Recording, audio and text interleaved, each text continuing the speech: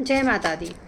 चलिए देख लेते हैं कि आपके पर्सन अभी आपको क्या कहना चाहते हैं, क्या फीलिंग्स हैं उनकी, करंट फीलिंग उनकी क्या है आपके लिए। और मैं आपको एक चीज़ बता दूं कि ये मेरी डिज़ाइन किए हुए कार्ड्स हैं। इस पे जो लिखा हुआ है वो है अनसेड टू। ठीक है। और इसके अंदर के जो मैसेजेस हैं वह अभी मैं आपको पढ़ के बताऊंगी। अगर आपको अच्छा लगेगा तो ज़रूर बताइएगा। अगर आप कोई रीडर हैं और आप ही रीडिंग करना चाहते हैं, या फिर आप रीडर नहीं भी हैं और आपको लगता है कि डेली डेली आपको किसी रीडर से रीडिंग देखनी पड़ती है, तो आप ये डेक में मुझसे ख़रीद सकते हैं और अपनी रीडिंग आप खुद भी कर सकते हैं। तो अगर आपको पसंद आएगा तो ज़रूर बताइएगा। इस कार्ड्स को ख़रीदने के लिए आपको मुझे इंस्टाग्राम पे ईमेल डीएम करना होगा, या फिर डिस्क्रिप्शन में मेरा ईमेल आईडी भी रहेगा, तो आप मुझे मेल भी कर सकते हैं। तो चलिए देख लेते हैं कि अभी आपके पर्सन आपको क्या मैसेज देना चाहते हैं, आपके पर्सन की करंट फीलिंग क्या है। ये जनरल कलेक्टिव रीडिंग होगा, तो ज़रूरी नहीं कि हर बात ही आपसे रेजोनेट हो। तो जितना आपसे रेजोनेट होता है वो आप रखें, और जो नहीं होता है वो जाने दीजिए। अभी आपके पर्सन आपको क्या मैसेज देना चाहते हैं, अभी आपके पर्सन आपको क्या मैसेज देना चाहते हैं, क्या एनर्जीज़ हैं उनकी, क्या सोचते हैं वो इस रिश्ते के बारे में, क्या फीलिंग्स हैं उनकी आपको लेकर। चलिए देख लेते हैं आपके पर्सन इस रिश्ते के बारे में क्या सोचते हैं, क्या मैसेज है उनकी। प्लीज़ बताइए आपके पर्सन की करंट फीलिंग क्या है आपको लेकर, आपके पर्सन की करंट फीलिंग आपको लेकर क्या है।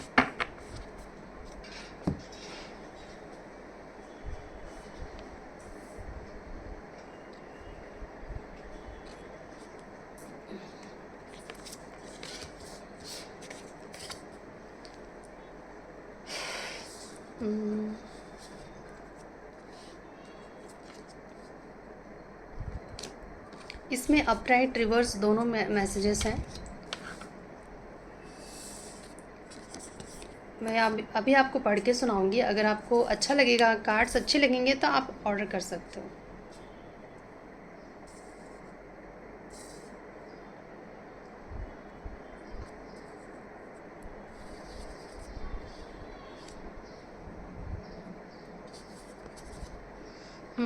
आपके पर्सन आपको कहना चाहते हैं कि आप दोनों के बीच में जो प्रॉब्लम्स आते हैं ना, उसकी वजह है ट्रांसपेरेंसी नहीं होना और मैनिपुलेट करना, चीज़ें छुपाना। इस तरीके की चीज़ों की वजह से रिश्ते ख़राब हुए हैं।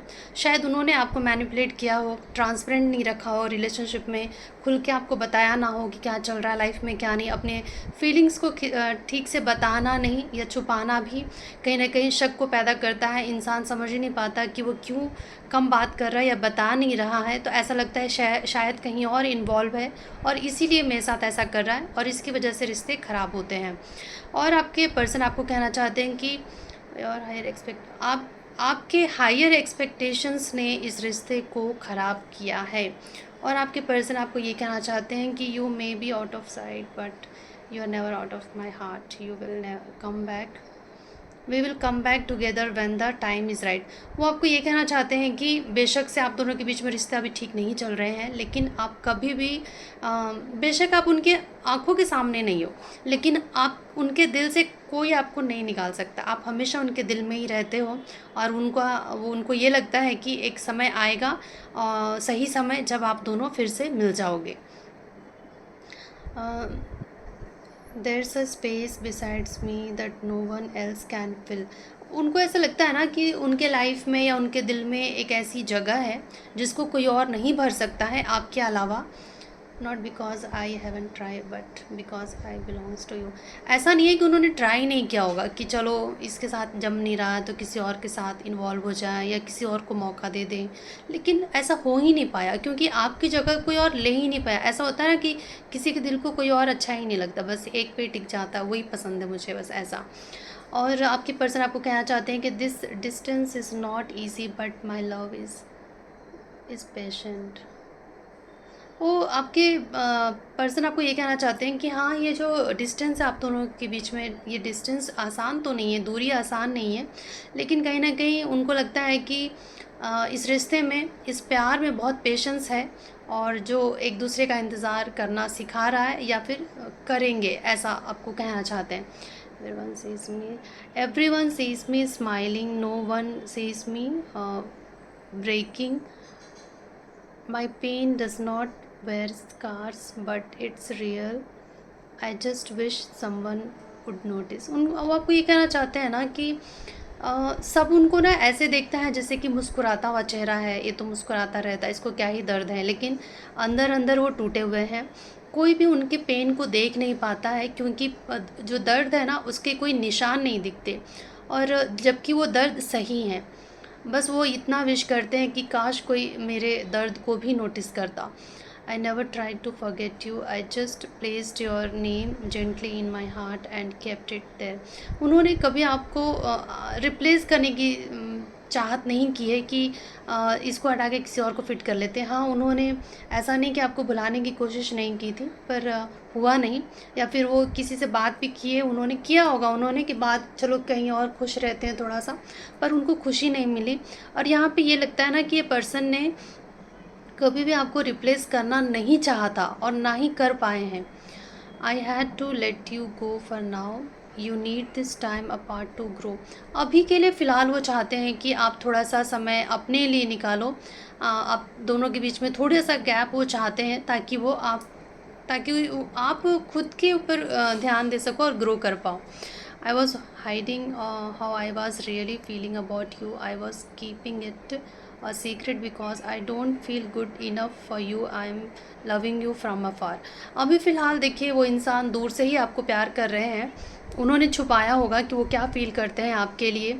उन्होंने ऐसा दिखाया होगा कि जैसे उनको ज़्यादा फ़र्क नहीं पड़ता है, लेकिन कहीं ना कहीं वो आपको ये कहना चाहते हैं कि दूर से ही वो पर्सन आपको प्यार करते हैं।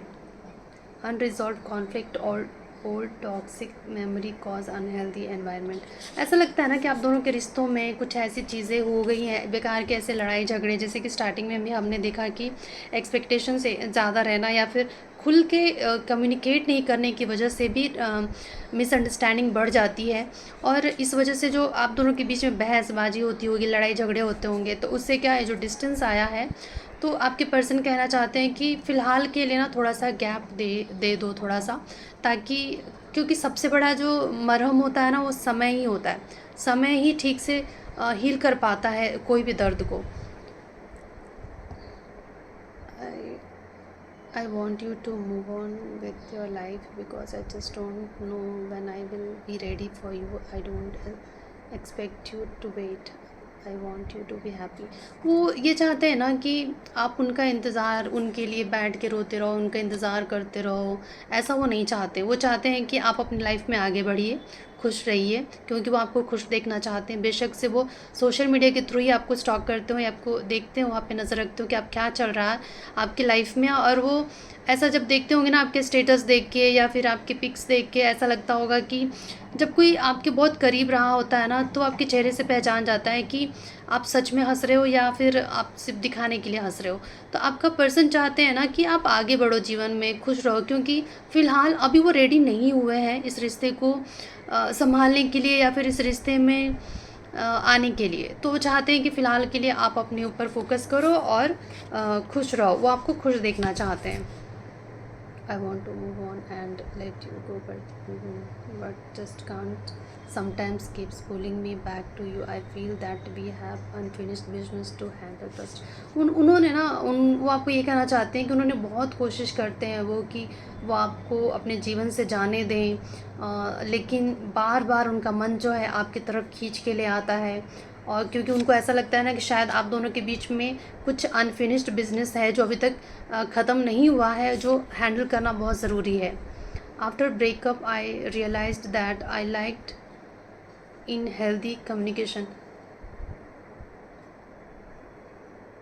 वो आपको ये कहना चाहते हैं, जैसे कि मैंने स्टार्टिंग में भी कहा, कि रिलेशनशिप ख़राब ही हुआ है कम्युनिकेशन गैप की वजह से या फिर ठीक से बात नहीं करने की वजह से। खुल के जब तक बातचीत नहीं होती है ना, तो इंसान क्या सोचेगा कि ठीक है, शायद ये शायद किसी और में इन्वॉल्व हो गया, ये कहीं और खुश रहने लग गया है, इसलिए मेरे साथ खुशी नहीं बांट रहा है। मुझसे कुछ कह नहीं रहा है। ऐसा होता है ना कि हम खुद ही अज़्यूम करने लग जाते हैं। तो यही प्रॉब्लम हुआ है इस रिलेशनशिप में, और आपके पर्सन को भी यही लगता है कि शायद उनको इस ब्रेकअप ने उनको सिखाया कि हेल्दी कम्युनिकेशन कितना ज़रूरी है।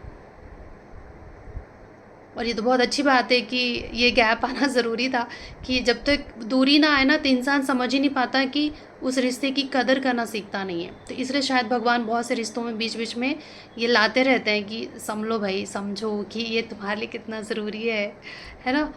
तो मुझे लगता है आपके पर्सन समझ तो रहे हैं। ये उनकी फीलिंग्स थी आपको लेकर। अगर आपको पसंद आया होगा, कुछ भी समझ में आया होगा, तो प्लीज़ कमेंट ज़रूर कीजिएगा।